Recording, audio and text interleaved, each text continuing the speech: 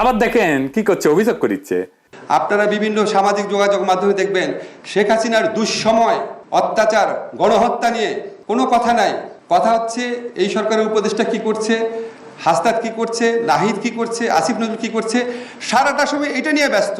সরকারে কি মিয়া আছে না? সোশ্যাল মিডিয়ার দিকে তাকে থাকেন কে? রাষ্ট্রটা তো হাতে দিয়ে দিছি, এই রাষ্ট্রের রিসোর্স নিয়ে বইসা আপনারা পাবেন, আর আমরা ঘরের খেয়ে বনের মোস্তারে সোশ্যাল মিডিয়া আপনাকে কামলা খাটবো? তো মিয়া আপনাদের ধ্বজভঙ্গ তো বিয়া বসেছিলেন কেন? আমাদের দিকে তাকে থাকতে হয় কেন? আমরা তো 2 পয়সার ইউটিউবার আর ফেসবুকার, হাতে তো আর্মি দিছি, পুলিশ দিছি, প্রশাসন দিছি, আন্তর্জাতিক ভাবে গ্রহণযোগ্য একটা নেতাও দিছি, হাসিনারে লাথি মেরে ভেগা পাশার নিচে তো শেয়ার দিছি নাকি?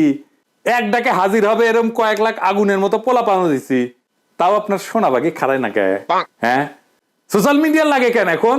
প্রথম আলো, ডেইলি স্টারের যে গোয়াপাতে দেন ওটা থেকে সার্ভিস নিতে পারেন না? এখন সোশ্যাল মিডিয়া লাগে? আরে বেটা নিজেরে জিগা কেন পাবলিক সে 5ই আগস্টের পর থেকে একটা দিনও ভরসা রাখতে পারছে না তো করে উপরে? সকালে এক দুশ্চিন্তা তো রাতে আর এক দুশ্চিন্তা।